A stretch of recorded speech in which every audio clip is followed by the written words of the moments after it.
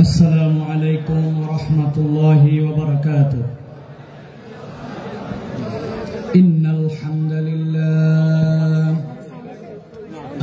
لله نحمده ونستعينه ونستغفره ونؤمن به ونتوكل عليه ونعوذ بالله من شرور أنفسنا ومن سيئات أعمالنا.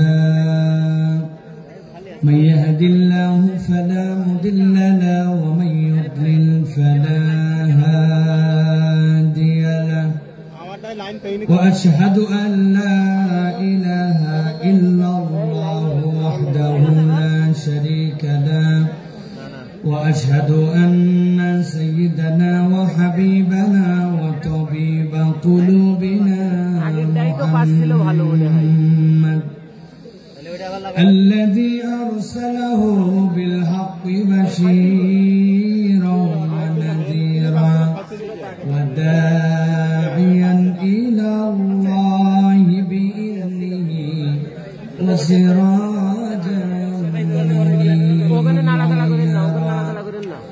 فقد قال الله سبحانه وتعالى في كلامه المجيد وفي فرقان الحميد. أعوذ بالله من الشيطان الرجيم.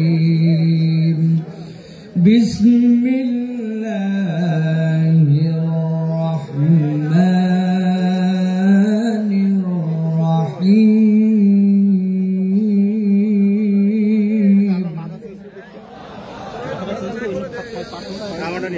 ما أصاب من مصيبة إلا بإذن الله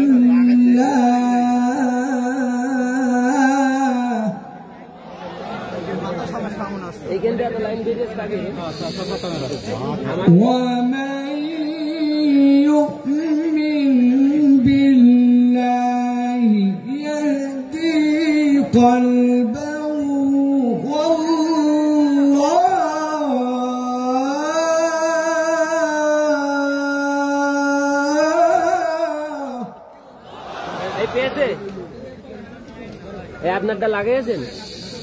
والله بكل شيء عليم.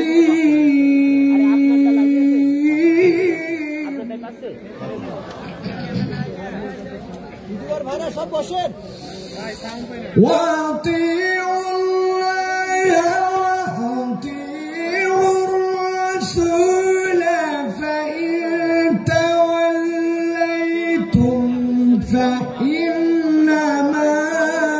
على رسول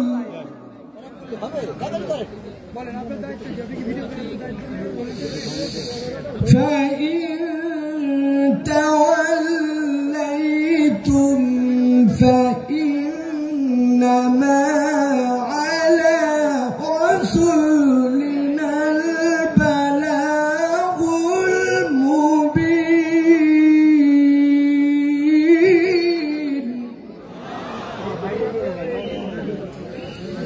فإنما على رسولنا البلاغ المبين. وقال الله سبحانه وتعالى آمرا ومخبرا إن الله وملائكته يصلون على النبي يا أيها الذين آمنوا صلوا عليه وسلموا تسليما. اللهم صل على محمد وعلى آل محمد كما صليت على إبراهيم وعلى آل إبراهيم إنك حميد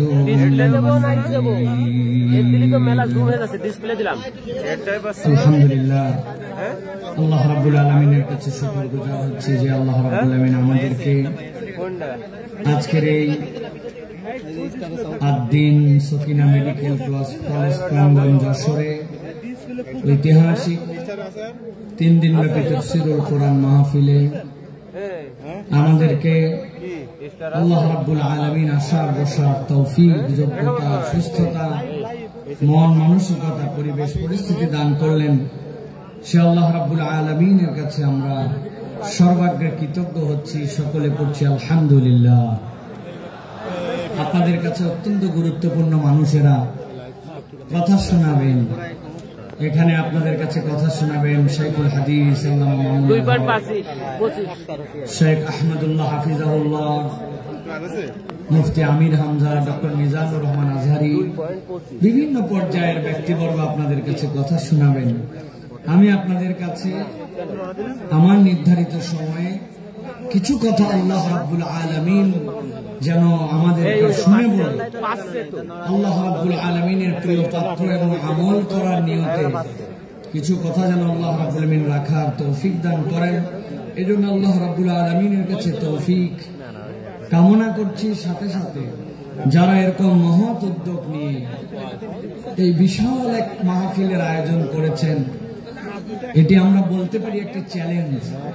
এটি কোনো স্বাভাবিক বিষয় নয় যে এইরকম ভাবে এত লক্ষ লক্ষ মানুষের যে আয়োজন করা। আল্লাহ রাব্বুল আলামিন যারা উদ্যোগ নিয়েছেন তাদেরকেও যেন বারাকা দান করেন, আর আমাদেরকে যেন আল্লাহ কবুল করেন, বলেন আল্লাহুম্মা আমিন। আপনারা এরকম আয়োজনে আসতে পেরে কি খুশি ভাই? এলাকায় তো আনন্দ, ঈদের মতো আনন্দ ছড়িয়ে পড়েছে। ঘরে ঘরে একটি ভিন্ন রকম মানুষের কাছে আবেগ কাজ করছে। কেননা কম বেশি মাহফিল অনেকে হয়, কিন্তু একসাথে 10-15 লক্ষ লোকের অ্যারেঞ্জমেন্ট এরকম চমৎকার পরিবেশে যেন একটি অনিন্দ সুন্দর বাগানে আমরা এসে গিয়েছি, এটা কিন্তু করা সকলের দ্বারা সম্ভব নয়, ঠিক কিনা? এই জন্য আমি আপনাদের কাছে সহযোগিতা চাইব। আপনারা কোন যদি মনে করেন যে এই জিনিসটি হওয়া দরকার, এই জিনিসটির ঘাটতি আছে, কর্তৃপক্ষকে বললে কর্তৃপক্ষ সেটার যথাযোগ্য ব্যবস্থা গ্রহণ করবেন ইনশাআল্লাহ। তবে আমরা কিছু কথা কোরআনুল কারীম থেকে শুনতে চাই। বিগত সময়গুলো আমাদের সামনে পেরিয়ে গেছে, যে সময়গুলোতে এরকম আয়োজন করার ব্যক্তিরা ছিলেন, কিন্তু এরকম আয়োজন আমাদেরকে করতে দেওয়া হয় নাই, ঠিক কিনা? আল্লাহ রাব্বুল আমিন আমাদের জন্য যে সুন্দর সুবাসিত সময়কে দান করেছেন, আমরা আল্লাহর কাছে কামনা করব আল্লাহ রাব্বুল আমিন এই সময়টুকুকে যেন আমাদের অব্যাহত রাখেন এবং এটাকে যেন ইসলামের পক্ষে কাজে লাগানোর মতো তৌফিক দান করেন, ঠিক কিনা? প্রিয় ভাইরা, আল্লাহ রাব্বুল আমিন ইমানদারদেরকে পছন্দ করেন। ইমানদারদেরকে পছন্দ করেন বলেই আল্লাহ রাব্বুল আলামিন তার পক্ষ থেকে ঘোষণা দিয়ে রেখেছেন, বিপদ আপদ বালা মুসিবত তোমার জীবনে যাই আসুক না কেন, তুমি যদি একটা দিক তোমার জীবনে ঠিক করে নিতে পারো, আল্লাহ রাব্বুল আলামিন বলছেন বাকি দিক ঠিক করে দেওয়ার দায়িত্ব তোমার রব্বুল আলামিন আল্লাহ। সুবহানাল্লাহ বলেন। আল্লাহ রাব্বুল আলামিন বলছেন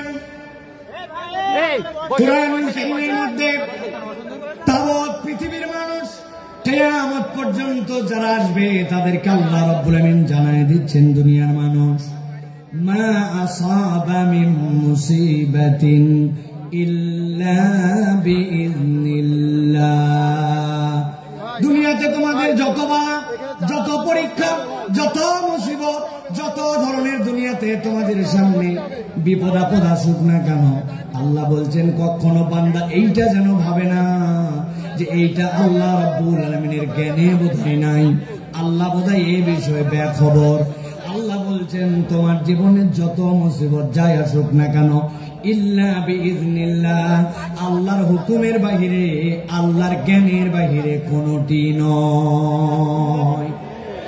তাহলে আমাদের জিজ্ঞাসা, বিপদ আমাদের আসলো, মুসিবত আমাদের আসলো, নানান ধরনের কঠিন পরিবেশ পরিস্থিতি আমাদের উপর দিয়ে যায়, আল্লাহ কি আমাদেরকে এইগুলা দিয়া পরীক্ষা করে করে মজা পান নাকি রব্বুল আলামিন? না না না, ঈমান এইটা নয়।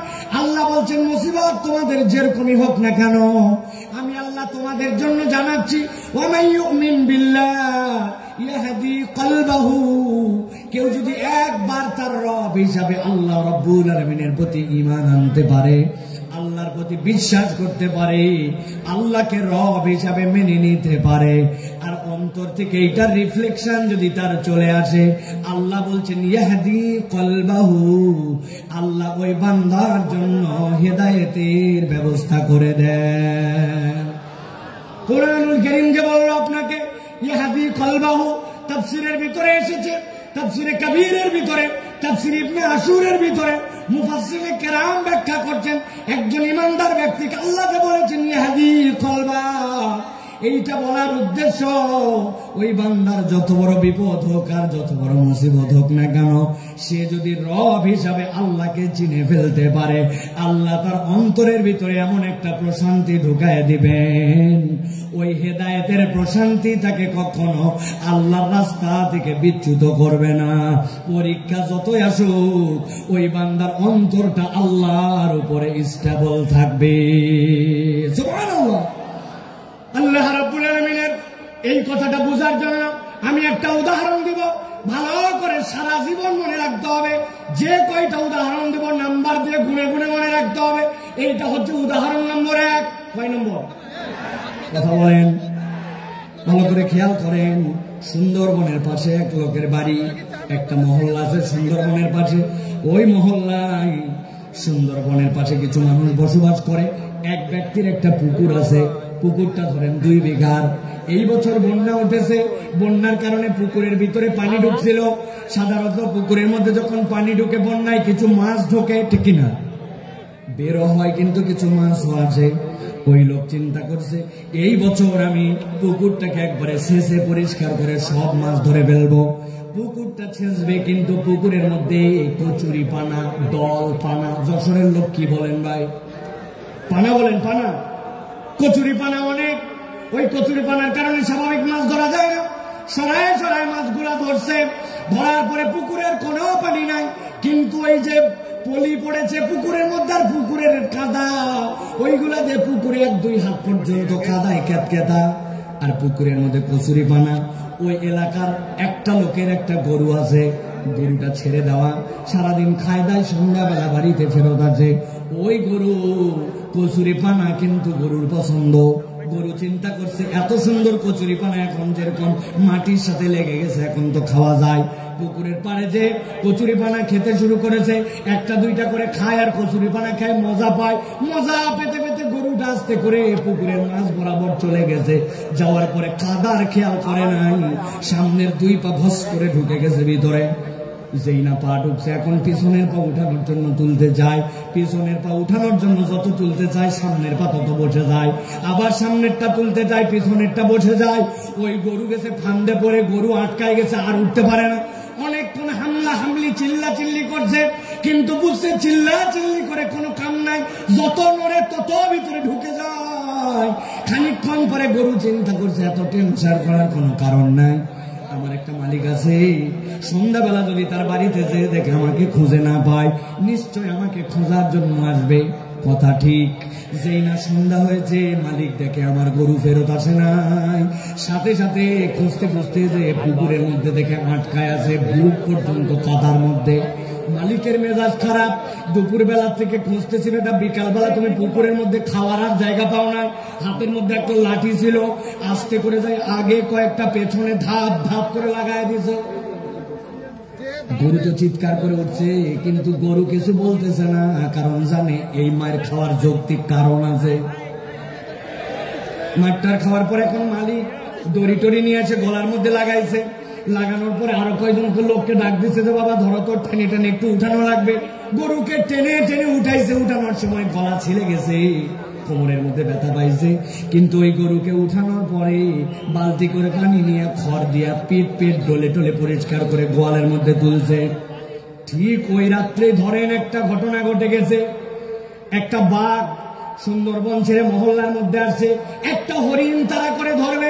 এমন সময় হরিণটা যখন পালায় যাচ্ছে, বাঘের আর আইডিয়া নেই যে পুকুরের মধ্যে পানি আছে না নাই, লাফ দিছে একটা লম্বা করে, কিন্তু পুকুর পার হতে পারে নাই, মধ্যে বরাবর পড়ছে। ও তো মনে করছে হয়তো পানি আছে, যেহেতু পুকুর ভর্তি কচুরি পানা, ভাগ করে পুকুরের মধ্যে যেই না পড়ছে, 2 হাত 2.5 হাত কাদা, ক্যাত ক্যাত করে কাদার মধ্যে আটকায় গেছে। বাঘের শক্তি অনেক, কিন্তু যতই ওঠার চেষ্টা করছে 10-15 মিনিট উঠতে পারে না। কাদার ঠালায় ক্যাত ক্যাতায় বুক পর্যন্ত আটকায়, এক পর্যায়ে শক্তি নিঃশেষ, বুক পর্যন্ত আটকায়। সারা রাত যখন সে আটকায় গেছে, তখন জোরে জোরে করে 2টা হুঙ্কার ছাড়ছে। এলাকার মানুষ মনে করছে হায় হায়, মহল্লার মধ্যে বাঘ ঢুকে গেছে, দরজা লাগাও, খিল লাগাও, বাচ্চা কাচ্চা সামলাও, যে যার বাচ্চা কাচ্চা সামলায় টামলায়। রাত কোন রকম ভয়ে ভয়ে পার করছে, কেউ ঘুমায় নাই। সকাল যখন হয়েছে, 1-2জন সাহসী লোক বেরিয়ে দেখতেছে বাঘের খবর কি। একজন খবর দিছে, আরে বাঘ তো নিজে মারতে আসে নাই, উল্টা ঠান্ডে পড়ছে। দেখ দেখ পুকুরের মধ্যে বাঘ আটকায় আছে, যার কাছে যা ছিল বাঁশ লাঠি সবগুলা নিয়েছে, ধামা ধাম্মায়। একজন ইয়াং ছেলে বলছে, চাচা একটু সাইড দেন। বলে তুই কই যাবি? বলে আমি ছোট মানুষ, কিন্তু বড় হয়ে যেন গল্প করতে পারি, আমি পিটায় বাঘ মারছিলাম, আমাকে একটু মারার চান্স দাও। আরেক মহিলা কোলে করে বাচ্চা নিয়ে আসে, বলছে আপনার, বলে আমার ছোট বাচ্চা, কোলের বাচ্চা, কিন্তু হাতে একটা লাঠি আছে বাবা, জীবনে একটা সুযোগ অন্তত দাও, যাতে বাঘকে একটুখানি আমি মারতে পারি, বাঘ মারে অন্তত বড় হয়ে বলতে পারবে মায়ের কোলে থেকে বাঘ মারছে। কথা ঠিক না?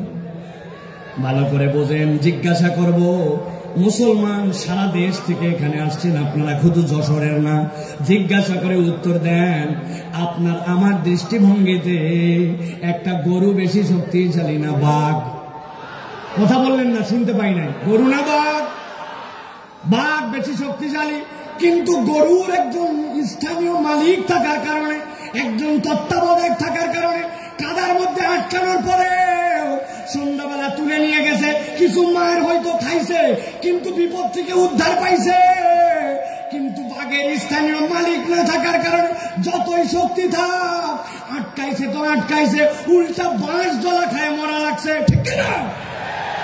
আমার আল্লাহ রাব্বুল আলামিন বলছেন, মা আসাবা মিন মুসিবাতিন ইল্লা বিইذنিল্লাহ ওয়া মান ইউমিন বিল্লাহ ইয়াহদি কলবাহু ওয়াল্লাহু বিকুল্লি শাইইন আলীম।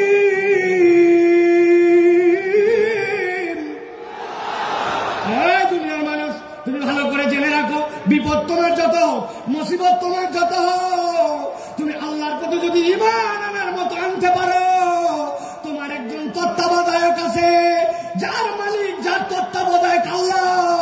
দুনিয়ার কেউ তাকে দাম না দিলে ওই লোকের কোনো ভয় পাওয়ার কারণ নাই। আর যদি মনে করেন আমেরিকা আমার তত্ত্বাবধায়ক, কানাডা আমার তত্ত্বাবধায়ক, পাশের দেশ আমার তত্ত্বাবধায়ক, তাহলে আমি আপনার কাছে একটা কথা পরিষ্কার করে জানতে চাই এবং বুঝাতে চাই। বুঝে থাকলে বলবেন তো ভাই, আমেরিকা কি আল্লাহর দুনিয়ার ভেতরে না বাইরে? কানাডা কি আল্লাহর দুনিয়ার বাহিরে না ভেতরে?